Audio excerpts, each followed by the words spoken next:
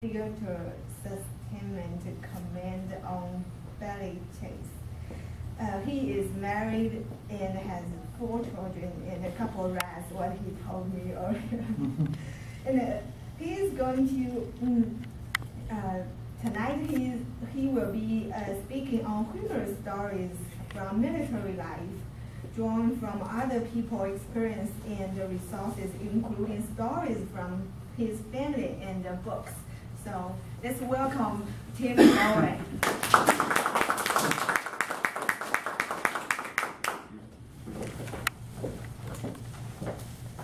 You met a Toastmaster, fellow Toastmasters and guests.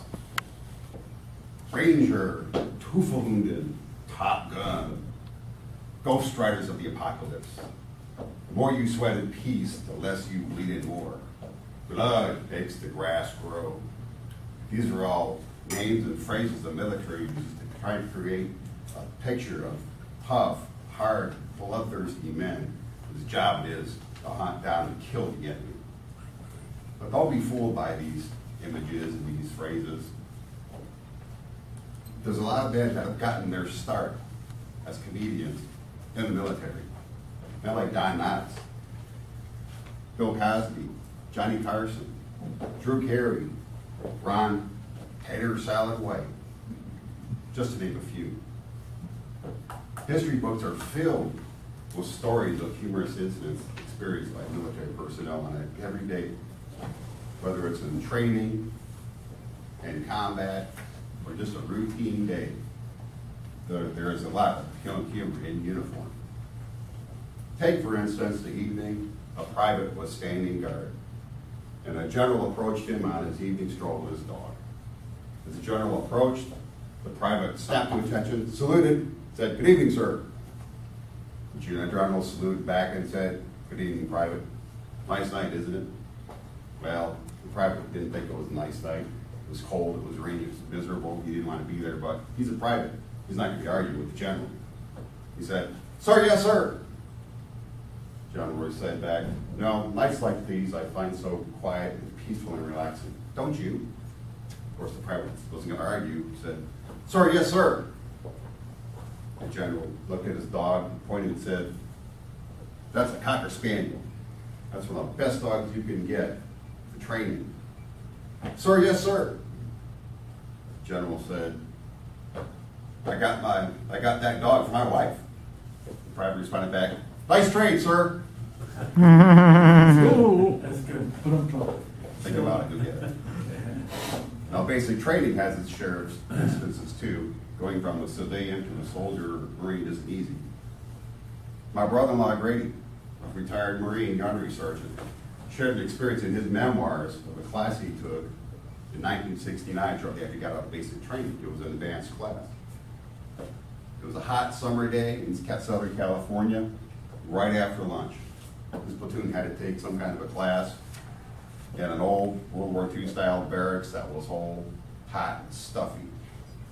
And as he and his platoon walked into the room, the instructor handed another Marine a grenade and said, "Hold tight, hold on to that."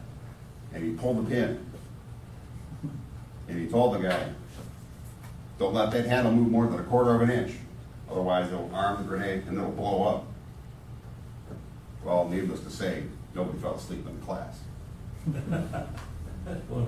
And my brother-in-law, who was sitting 2 seats away from them, remarked in his memoirs that he had never seen a group of men so alert and awake as that class. Needless to say, the instructor had a good laugh, knowing it was fake. Now, my father was a World War II veteran, and he often every once in a while, he would tell a story from his experiences. And he said he had a guy in his unit that used to walk around picking up pieces of paper and going, "No, that's not it. No, that's not it." Well, finally they took him and got him a psychological evaluation. He was deemed unfit for service, given a discharge. When they had him in his discharge paper, he went, "That's it." One other brother of mine, on his way home from boot camp from the Marine Corps, was asked by the stewardess if he would like something to eat. He goes, "No, no, thank you." And she said, "But a growing boy like you needs to eat." he almost killed her. Now, combat has had its share of humorous incidents too, of course. I'm sure you're familiar with the 101st Airborne at Bastogne. December 1940s, it's cold. The 101st is occupying the southern portion of Bastogne. They're completely surrounded by the German army. The German army sends 2 soldiers, well, surrender ultimatum, 2 officers, 2 enlisted. The 2 officers make their way up through the channels to the acting division commander, General Terry McAuliffe. And he's told, sir, these officers have a surrender ultimatum. He thinks, great, the Germans want to surrender to us. Well, he found out that that the Germans wanted their Americans to surrender to them. And he thought, us? Surrender? Nah, nuts. Well, he realized he had to give them a response, but he didn't know what to say. And he asked the staff, and one of the staff officers said, sir, your first response is hard to beat. He goes, what do you mean? Well, sir, you said nuts. So this is what he wrote back to the German commander. Nuts. The American commander. Now, another story occurs with the Easy Company, the 506. Band of Brothers. I'm sure you all have seen the miniseries, or most of you have anyways. Easy Company is out on a field training exercise.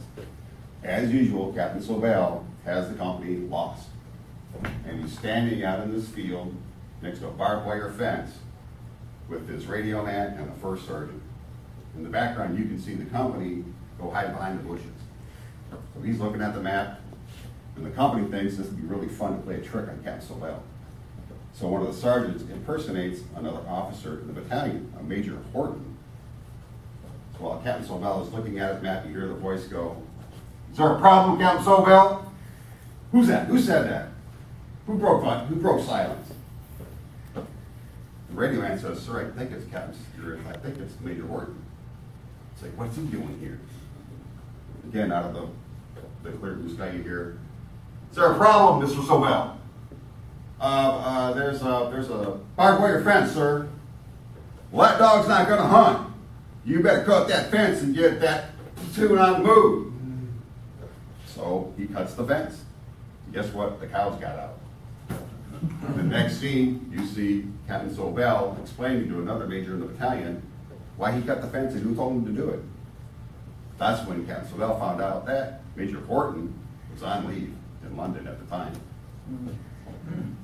Ladies and gentlemen, these are but a few of the stories, humorous stories, some mostly true stories that the military personnel have experienced throughout history. So whenever you see somebody in uniform, don't just think of them as some cold-blooded killer, but as a comedian that can kill you with their bare hands and a joke. Thank you.